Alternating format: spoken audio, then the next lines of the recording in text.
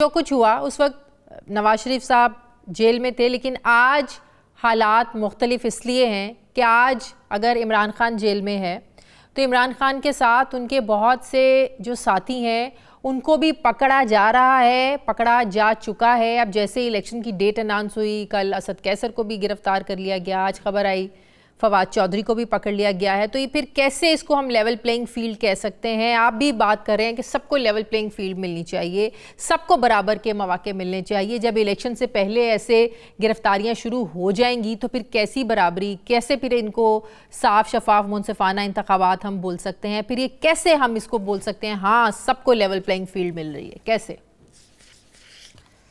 नहीं शाजिया, एक सेकंड मुझे थोड़ा टाइम दीजिएगा। मैं आपसे ये कहूँगा कि पहले नंबर पे तो फवाद चौधरी उस जमात से तल्लक नहीं रखते। अब दूसरे असद कैसर की आप बात कर रहे हैं। अगर आप ये जो 4-5 केसेस मैंने गिनवाए हैं, 9-10 मई का वाक़या या साइफ़र या करप्शन के 2-3-4 मैंने हवाले दिए हैं, इनको एक साइड पे रख दें। जो 4 साल के इनके करतूत हैं अगर वो सामने आ जाएं, अदारे क्या कर रहे हैं? अदारे होते इसलिए हैं, कोई नैब खाली नहीं होता। अदारे एहतसाब के दीगर जो अदारे हैं उनको काम करना चाहिए था, मगर हुआ क्या कि 18 माह की जो हुकूमत थी, जिस पे आज तमाम मलबा डाला जाता है महंगाई का, क्या 18 माह में उस हुकूमत के 18 माह की हुकूमत के जो एक कौमी हुकूमत थी उसके पाँव टिकने दिए गए ज़मीन पे?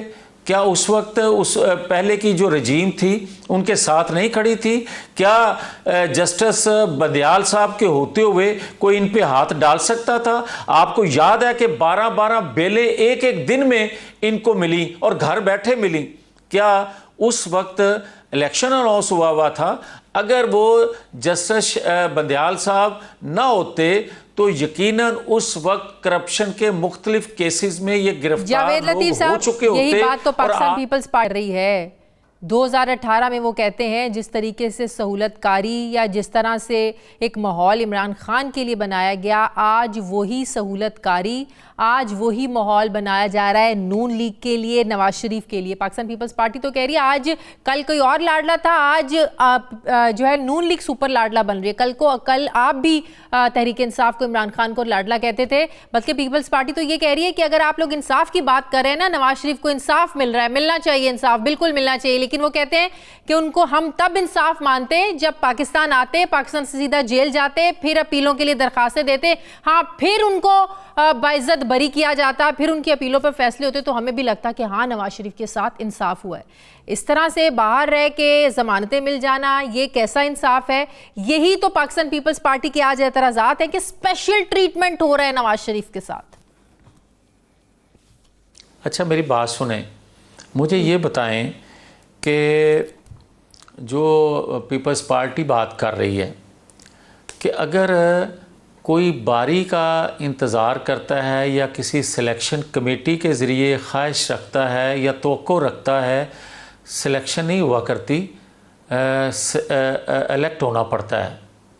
और इलेक्ट कौन करते हैं? अवाम करते हैं। अगर वो समझते हैं कि बारी कोई दे देगा तो वो तो मुमकिन नहीं है अगर इंतखाबात किसी ने लड़ना है तो।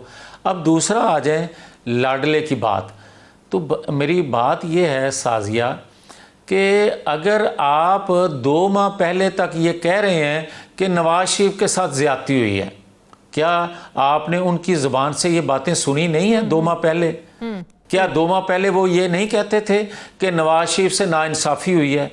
क्या वो 2 माह पहले ये बात नहीं कहते थे कि पनामा में उनका नाम भी नहीं था और अकामा पे निकाल दिया, बेटे से तनख्वाह? तो ये सारी बातें वो करते रहे हैं। ये अचानक 2 माह में हुआ ये कि वो समझते थे कि नवाज शरीफ वापस नहीं आएंगे, जबकि हम उनको कहते थे कि नवाज शरीफ हर तरह के जो हालात हैं उनको फेस करना जानते हैं और वो वापस इंशाल्लाह आएंगे। हाँ ये ज़रूर है कि हम एक बंदियाल साहब के जाने का ज़रूर इंतज़ार कर रहे थे, क्योंकि उनके होते हुए इंसाफ का जो कत्ल हुआ था, हम ये सोचते थे कि कम से कम ये तब्दील होने से, नई रजीम आने से कम इंसाफ का दरवाज़ा खुल जाएगा, जो हम खटखटाएंगे तो हमें तो इंसाफ मतलब ये हुआ कि शरीफ साहब के आने में जो देर हो रही थी, बार बार तारीखें दी जा रही थी, तसल्लियाँ दी जा रही थी, हकीकत यह है कि सिर्फ इंतज़ार हो रहा था कि जस्टिस बंदयाल साहब जो हैं वो रिटायर्ड हों, नए चीफ जस्टिस आएँ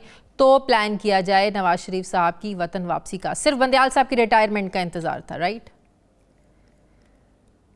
एक जुमले को उठा ना लिया करें, मेरी बात को पूरा फिर कोट किया करें। बिल्कुल हम इंतज़ार में थे कि इसके होते हुए, जस्टिस बंदयाल के होते हुए, जो जजेस गेट से एक मुल्ज़म को लाए और लाने के बाद उसको कहे, मुल्ज़म को कहे कि मुझे आपको देखकर बड़ी खुशी हुई, और उसको दवाएं दें, और उसके बाद रिमांड पर होते हुए उस शख्स को बेल आउट कर दे।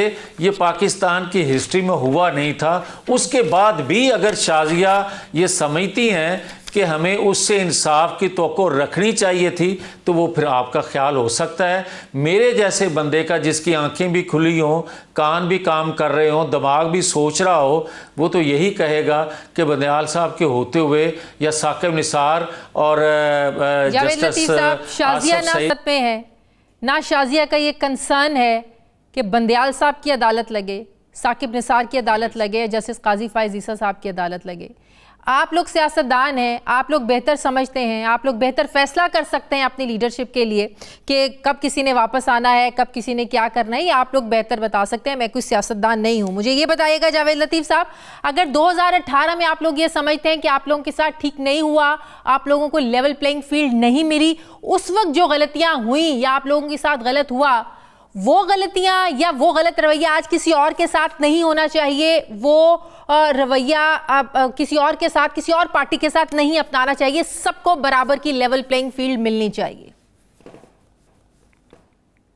मेरी रियासत के तमाम अदारों से गुजारिश है आपके सवाल के हवाले से कि ये सवाल किसी के जहन में आना नहीं चाहिए। इसलिए आप जिनके केसेस पेंडिंग हैं वो हमारी तरफ से हैं या पीटीआई के लोगों की तरफ से हैं, उनको फिक्स किया जाए, टाइम फ्रेम दिया जाए, और वो फैसले इलेक्शन से पहले आने चाहिए, ताकि आप जैसे इंतहाई मुझे इज्जत है आपकी, आपसे मुराद ये नहीं कि आप ही हैं, आपसे मुराद कोई भी सवाल करने वाला है।